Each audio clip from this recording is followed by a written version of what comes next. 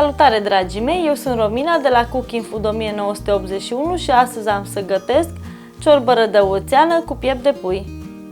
Pentru această rețetă avem nevoie de următoarele ingrediente: aproximativ 1 kg piept de pui, 2 morcovi, un ardei roșu gras, o bucată de țelină, 2 cepe medii, o gulie, 3-4 căței de usturoi, 5 linguri de ulei, 2 gălbenușuri de ou, pătrunjel, sare, piper după gust și 400 ml de smântână.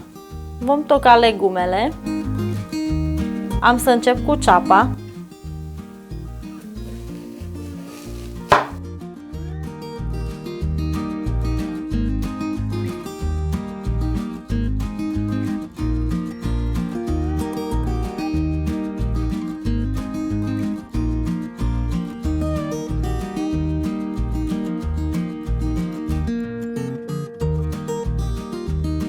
Vom toca ardeiul.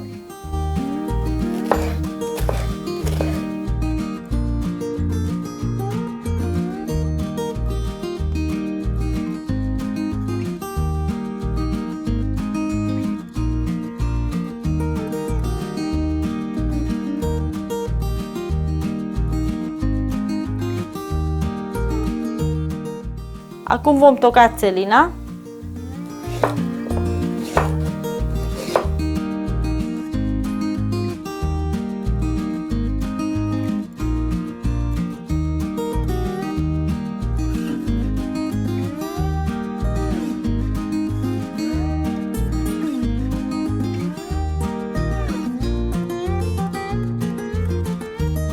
Tocăm gulia.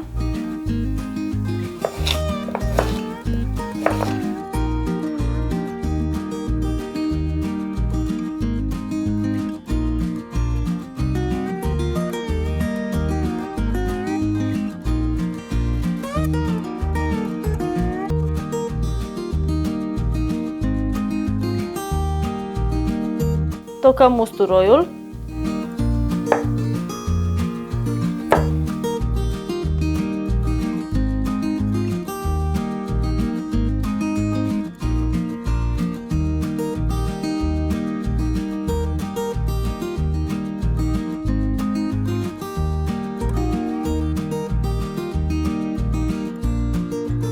Mi-a mai rămas morcovul, eu prefer să-l dau prin răzătoare, are un gust mai bun.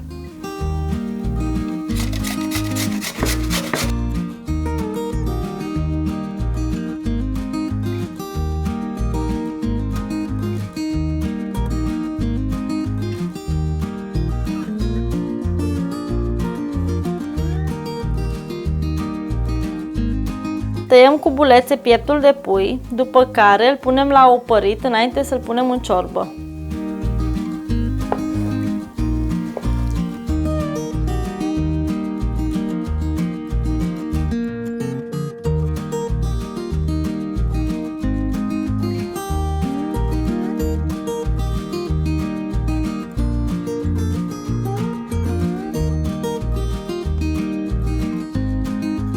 Opărim pieptul de pui pentru aproximativ 5 minute. Am pus într-o cratiță cu apă fierbinte, în care am adăugat puțină sare.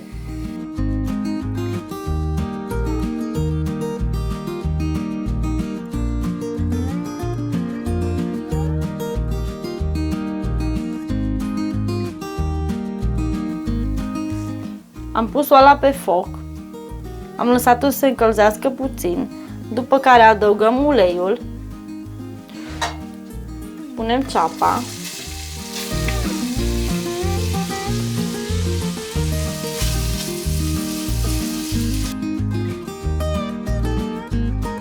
Călim ceapa 2-3 minute.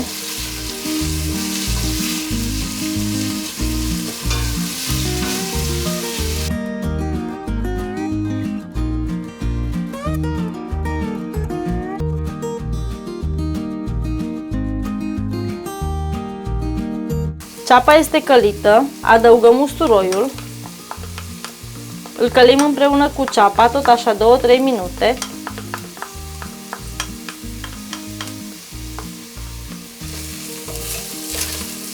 Amestecăm puțin.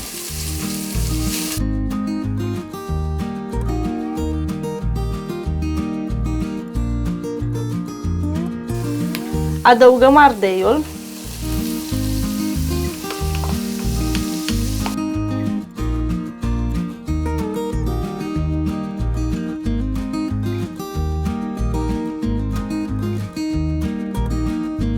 Adăugăm gulia.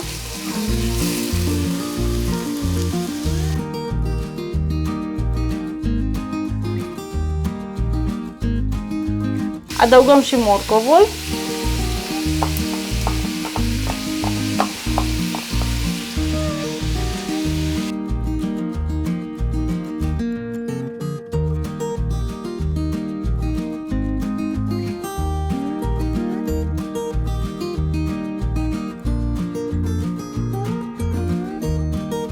Las la călit vreo 2-3 minute.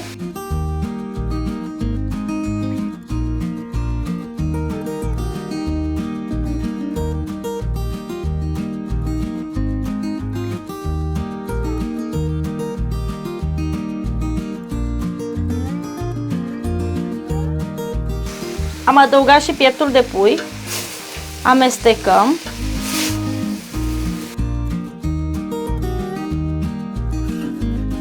Acum vom pune apa.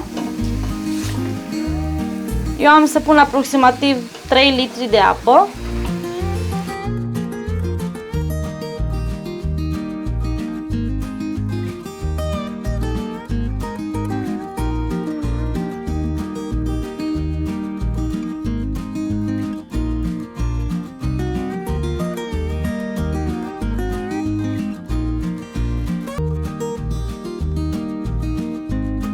Am adăugat apa, acum vom lăsa să fiarbă ciorba aproximativ 30 de minute.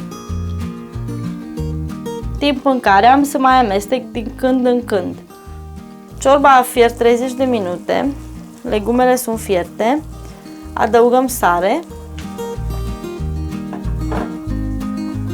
piper, amestec puțin.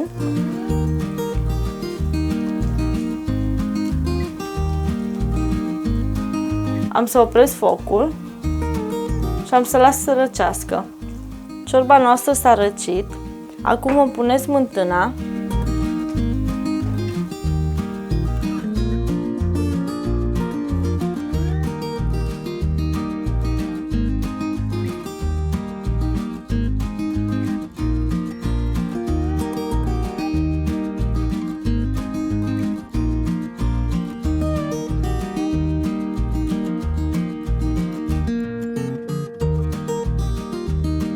Peste smântână am adăugat gălbenușurile de ou, amestecăm bine, după care punem câte un polonic de ciorbă.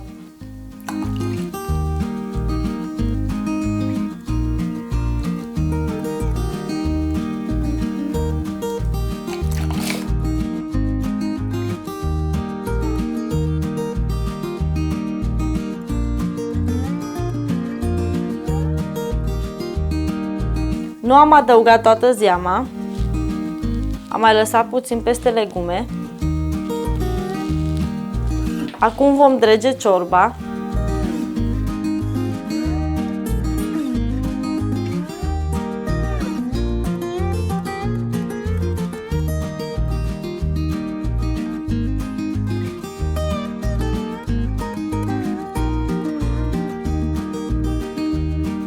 Am amestecat puțin.